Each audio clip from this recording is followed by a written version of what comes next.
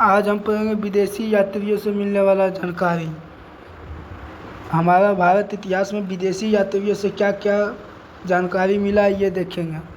पहले ए नंबर में यूनानी रोमन लेखक, यूनानी से जो मतलब लेखक आया वो भारत के बारे में क्या क्या बताया वो देखेंगे।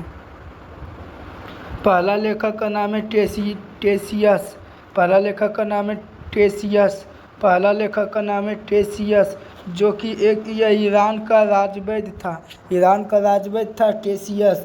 ईरान का राजवैद्य था टेसियस। ईरान का राजवैद्य था टेसियस। दूसरा देखेंगे हेरोडोटस। दूसरा देखेंगे हेरोडोटस। दूसरा देखेंगे हेरोडोटस।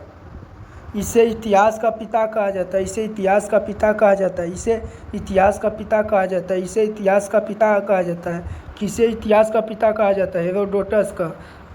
ईरान का राजवैद्य था टेसियस। ईरान का राजवैद्य था टेसियस।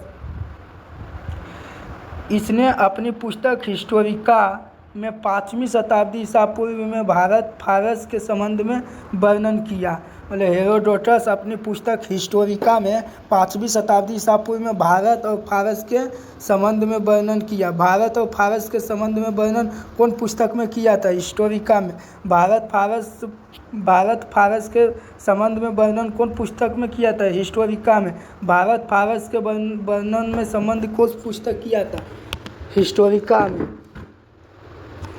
अब आते तीसरा नंबर। सिकंदर के साथ आने वाले प्रमुख लेखक नियार्कस, आनेसिक्रेटस तथा अरिस्टोबुलस के विवरण का अधिक प्रामाणिक विश्वसनीय है। मतलब सिकंदर भी कौन यात्री था? यूनानी रोमन लेखक। सिकंदर भी कौन यात्री था? यूनानी। सिकंदर भी कौन यात्री था? यूनानी। इसके साथ आने वाला लेखक कौन कौन है? नियार्कस, आनेसिक्रेटस, अरिस्टोबुलस। नियार्कस, आनेसिक्रेटस, अरिस्टोबुलस। नियार्कस, आनेसिक्रेटस, अरिस्टोबुलस। अब फिर से आते एक बार।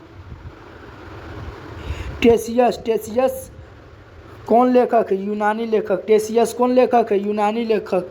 टेसियस कौन लेखक है? यूनानी लेखक।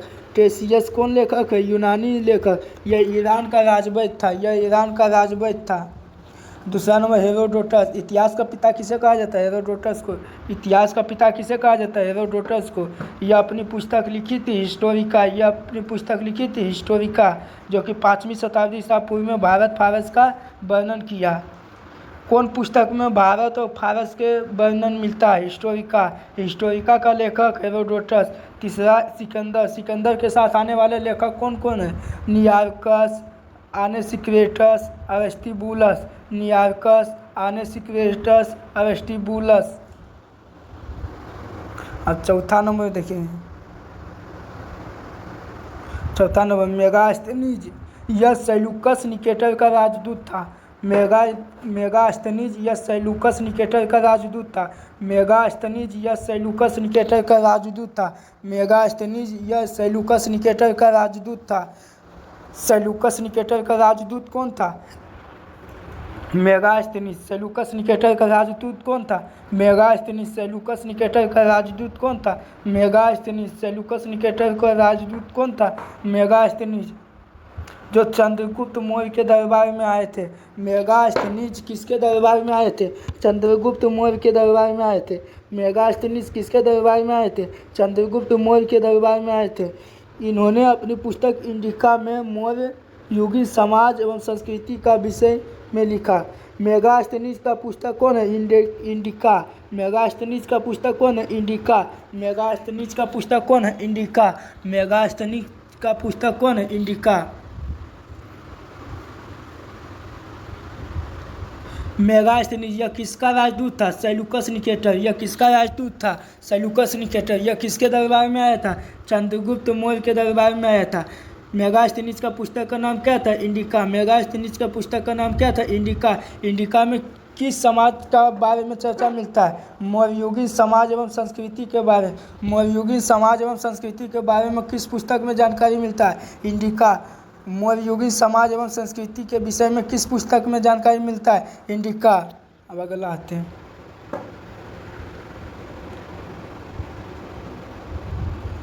डायमेकस यह सीरिया नरेश एंटियोकस का राजदूत था। यह सीरिया नरेश एंटियोकस का राजदूत था। एंटियोकस का राजदूत कौन था? डायमेकस। एंटियोकस का राजदूत कौन था? डायमेकस। एंटियोकस का राजदूत कौन था? डायमेकस। एंटियोकस का राजदूत कौन था? डायमेकस, जो बिंदुसार के दरबार में आया था। मेगास्थनीज किसके दरबार में आया था? चंद्रगुप्त मौर्य के दरबार में आया था। डायमेकस किसके दरबार में आया था? बिंदुसार के दरबार में आया था। बिंदुसार के दरबार में आया था। यह अभी मौर्य युग से संबंधित है। डायमेकस किसके दरबार में आया था? बिंदुसार के। लेकिन मेगास्थनीज किसके दरबार में आया था? मेगास्थनीज किसके दरबार में आया था? एंटियोकस मेगास्थनीज किसके दरबार में आया था? चंद्रगुप्त मौर्य के दरबार में। मेगास्थनीज किसके दरबार में आया था? चंद्रगुप्त मौर्य के दरबार में।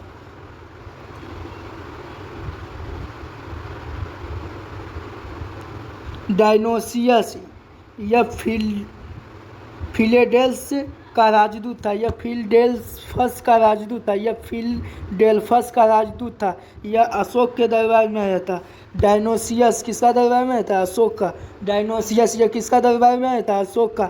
डायमेकस किसका दरबार में आया था? बिंदुसार का। डायनोसियस किसका दरबार में आया था? अशोक का। मेगास्थनीज किसका दरबार में आया था? चंद्रगुप्त मौर्य का।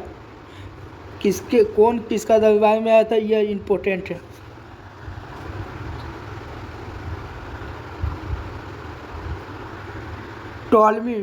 टॉलमी भारत का भूगोल नामक पुस्तक कौन लिखा? टॉलमी भारत का भूगोल नामक पुस्तक कौन लिखा? टॉलमी भारत का भूगोल नामक पुस्तक कौन लिखा? टॉलमी भारत का भूगोल नामक पुस्तक कौन लिखा? टॉलमी भारत का भूगोल नामक पुस्तक कौन लिखा? टॉलमी।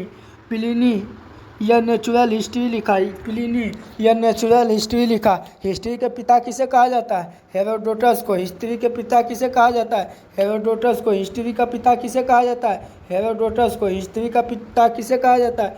हेरोडोटस को। लेकिन नेचुरल हिस्ट्री कौन लिखा? प्लिनी। नेचुरल हिस्ट्री कौन लिखा? प्लिनी। नेचुरल हिस्ट्री कौन लिखा? प्लिनी, जो कि भारतीय पशु, पेड़ पौधे, खनिज पदार्थ आदि के बारे में विवरण मिलता है। नेचुरल हिस्ट्री में किसके बारे में जानकारी मिलता है? भारतीय पशु, पेड़ पौधा, खनिज पदार्थ आदि के बारे में मिलता है।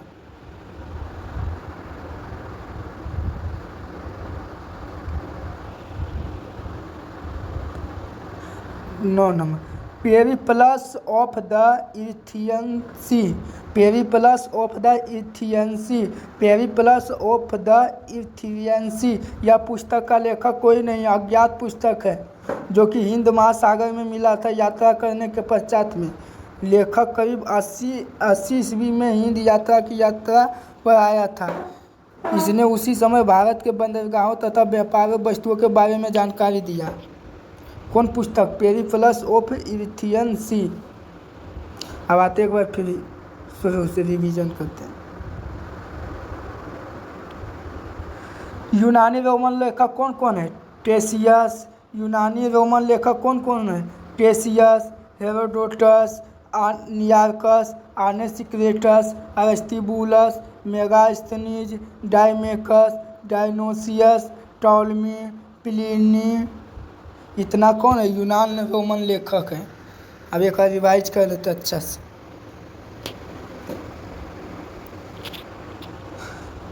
टेसियस यह ईरान का राजवैद्य था। टेसियस यह ईरान का राजवैद्य था। हेरोडोटस इसे इतिहास का पिता कहा जाता है। हेरोडोटस इसे इतिहास का पिता कहा जाता है। हेरोडोटस का पुस्तक का नाम क्या है? हिस्टोरिका।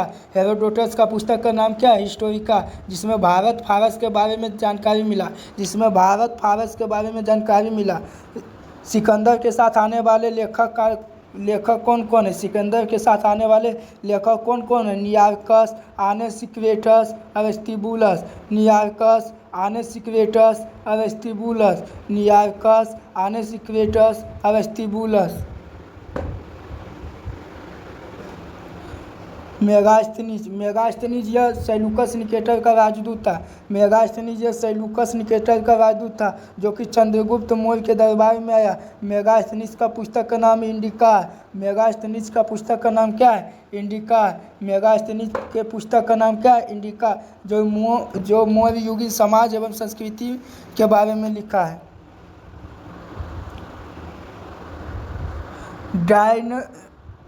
डायमेकस यह एंटियोकस का राजदूत था। डायमेकस यह एंटियोकस का राजदूत था। डायमेकस यह एंटियोकस का राजदूत था। डायमेकस यह एंटियोकस का राजदूत था जो बिंदुसार के दरबार में आया था। जो बिंदुसार के दरबार में आया था। डायमेकस बिंदुसार के दरबार में आया था। डायनोसियस यह अशोक के दरबार में आया था। डायमेकस यह बिंदुसार के दरबार में आया था। डायोनीसियस यह अशोक के दरबार में आया था। यह फिलेडेल्फस का राजदूत था। टॉलमी का पुस्तक का नाम क्या? भारत का भूगोल। टॉलमी का पुस्तक का नाम क्या? भारत का भूगोल। टॉलमी का पुस्तक का नाम क्या? भारत का भूगोल। प्लिनी नामक कौन पुस्तक लिखा? नेचुरल हिस्ट्री, जो कि भारतीय पशु, पेड़ पौधा, खनिज पदार्थ आदि के बारे में विवरण मिलता है। कौन पुस्तक का ज्ञात है? Periplus of the Erythraean Sea. Periplus of the Erythraean Sea. अब आते हैं आगे। ये सब कौन लेखक है? यूनानी रोमन लेखक। ये सब कौन लेखक है? यूनानी रोमन लेखक। अब आते चीनी लेखक। चीन वाला लेखक, चीन से आया, वो क्या क्या लिख के गया उसके बारे में आज देखेंगे।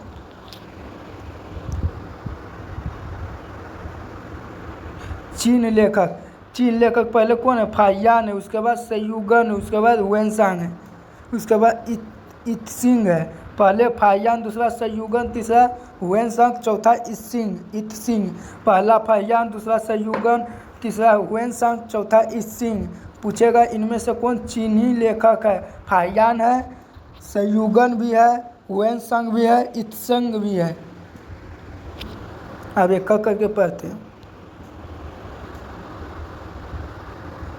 फाहियान यह चीनी यात्री गुप्त नरेश चंद्रगुप्त द्वितीय के दरबार में आया था। फाहियान किसके दरबार में आया था? चंद्रगुप्त द्वितीय के दरबार में आया था। फाहियान किसके दरबार में आया था? चंद्रगुप्त द्वितीय के दरबार में आया था। फाहियान किसके दरबार में आया था? चंद्रगुप्त द्वितीय के दरबार में आया था। फाहियान किसके दरबार में आया था? चंद्रगुप्त द्वितीय के दरबार में आया था। यह मध्य प्रदेश के समाज एवं संस्कृति के बारे में वर्णन किया। यह मध्य प्रदेश के समाज एवं संस्कृति के बारे में वर्णन किया। फाहियान किसके समय आया था? चंद्रगुप्त द्वितीय के समय आया था। फाहियान किसके समय आया था? चंद्रगुप्त द्वितीय के समय आया था। फाहियान किसके समय आया था? चंद्रगुप्त द्वितीय के समय आया था, जो कि मध्य प्रदेश के समाज एवं संस्कृति के बारे में वर्णन किया। इसने मध्य प्रदेश के जनता को सुखी एवं समृद्धि बताया।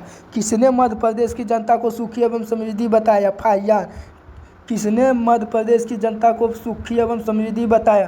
फाहियान। यह 14 वर्षों तक भारत में रहा। यह 14 वर्षों तक भारत में रहा। यह 14 वर्षों तक भारत में रहा। फाहियान कितने वर्षों तक भारत में रहा? 14 वर्षों तक। फाहियान यह चीनी यात्री था। यह चंद्रगुप्त द्वितीय के दरबार में आया था। यह चंद्रगुप्त द्वितीय के दरबार में भारत आया था। यह मध्य प्रदेश के समाज एवं संस्कृति के बारे में वर्णन किया था। मध्य प्रदेश की जनता को सुखी एवं समृद्धि बताया था। यह भारत में 14 वर्षों तक रहा। इसमें लुसेंट में नहीं दिया हुआ है। फाहियान के पुस्तक का नाम है फुयुकी।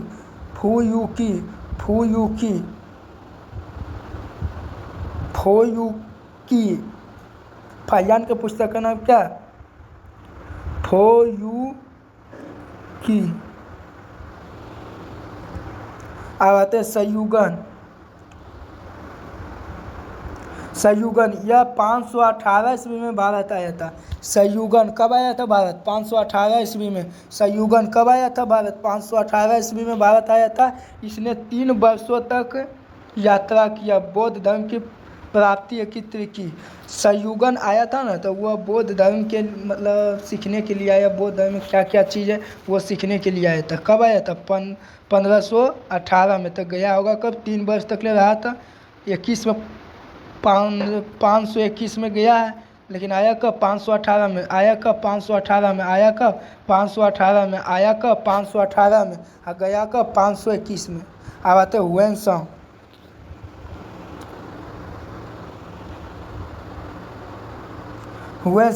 यह हर्षवर्धन के शासनकाल में भारत आया था। यह हर्षवर्धन के शासनकाल में भारत आया था। कौन? वेनसांग। फाहियान किसके समय आया था? चंद्रगुप्त द्वितीय के समय। फाहियान किसके समय आया था? चंद्रगुप्त द्वितीय के समय आया था। वेनसांग किसके समय आया था? हर्षवर्धन के शासनकाल में आया था। यह 629 ईस्वी में आया था। यह 629 ईस्वी में भारत आया था। फाहियान 629 ईस्वी में भारत आया था। यह 15 वर्षों तक रहा था, जो कि 645 ईस्वी में फिर भारत से चला गया, जो कि 645 ईस्वी में फिर भारत से चला गया। भारतीय राज्य कपिसा पहुंचा। हुएनसांग भारत आया तो भारतीय राज्य कपिसा पहुंचा, जो 15 वर्षों तक ठहरकर 645 ईस्वी में चीन लौट गया। वह बिहार में नालंदा जिला स्थित नालंदा विश्वविद्यालय में अध्ययन किया। कौन? हुएनसांग किस विश्वविद्यालय में अध्ययन किया? नालंदा विश्वविद्यालय में। हुएनसांग किस विश्वविद्यालय में अध्ययन किया? नालंदा विश्वविद्यालय में। भारत में बौद्धों को एकत्र कर ले जाने के लिए आया था। भारत में बौद्धों को एकत्र कर ले जाने के लिए आया था हुएनसांग। संयुगन भी आया था बौद्ध धर्म के लिए ही। हुएनसांग का पुस्तक का नाम क्या था? सीयूकी। हुएनसांग के पुस्तक का नाम क्या था? सीयूकी। फाहियान के पुस्तक का नाम क्या था? फुयूकी। फाहियान के पुस्तक का नाम क्या था? फोयूकी। हुएनसांग का पुस्तक का नाम क्या था? सीयूकी। हुएनसांग का पुस्तक का नाम क्या था? सीयूकी। हुएनसांग का पुस्तक का नाम क्या था? सीयूकी। हुएनसांग का पुस्तक का नाम क्या था? सीयूकी। जिसमें सीयूकी नाम से प्रसिद्ध है, जिसमें 138 देशों का विवरण मिलता है। मतलब सीयूकी जो पुस्तक था उसमें 138 देशों का विवरण मिलता है।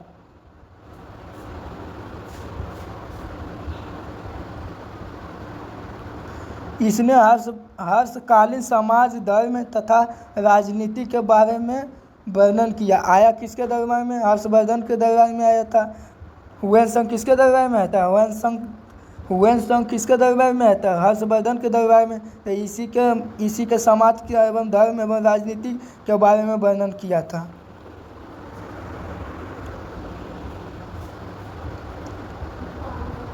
इसके अनुसार सिंध का राजा शूद्र था। इसके अनुसार सिंध का राजा क्या था? शूद्र था। हुएनसांग के अनुसार सिंध का राजा कौन था? शूद्र था। हुएनसांग ने बुद्ध की प्रतिमा के साथ साथ सूर्य एवं शिव की प्रतिमा का भी पूजन किया। हुएनसांग बुद्ध का प्रतिमा के साथ साथ सूर्य और शिव का भी पूजन किया। किसने बुद्ध, सूर्य, शिव का पूजन किया? हुएनसांग। किसने बुद्ध, सूर्य, शिव का पूजन किया? हुएनसांग।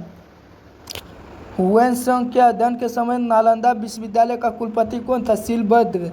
हुएनसांग के अध्ययन के समय नालंदा विश्वविद्यालय का कुलपति कौन था? शिलभद्र था। विश्वविद्यालय बौद्ध दर्शन के लिए प्रसिद्ध है। नालंदा विश्वविद्यालय किसके लिए प्रसिद्ध है? बौद्ध धर्म के लिए प्रसिद्ध है। नालंदा विश्वविद्यालय किसके लिए प्रसिद्ध है? बौद्ध धर्म के लिए प्रसिद्ध है। अब आते हैं इत्सिंग। यह 7वीं शताब्दी के अंत में भारत आया था। इसने अपनी विवरण में नालंदा विश्वविद्यालय, विक्रमशिला विश्वविद्यालय तथा अपने समय में भारत का वर्णन किया। अब आते शुरू से कौन लेखक कौन है ये देखेंगे। पहले यूनानी रोमन लेखन कौन था? Ctesias, Herodotus, Nearchus, Onesicritus, Aristobulus, Megasthenes, Deimachus, Dionysius, Ptolemy, Pliny. चीनी लेखक कौन था? Fa Hien, Sung Yun, Hiuen Tsang, I Tsing. आज के लिए यहीं, आगे अगला क्लास में लाएंगे अरबी लेखक। बाय।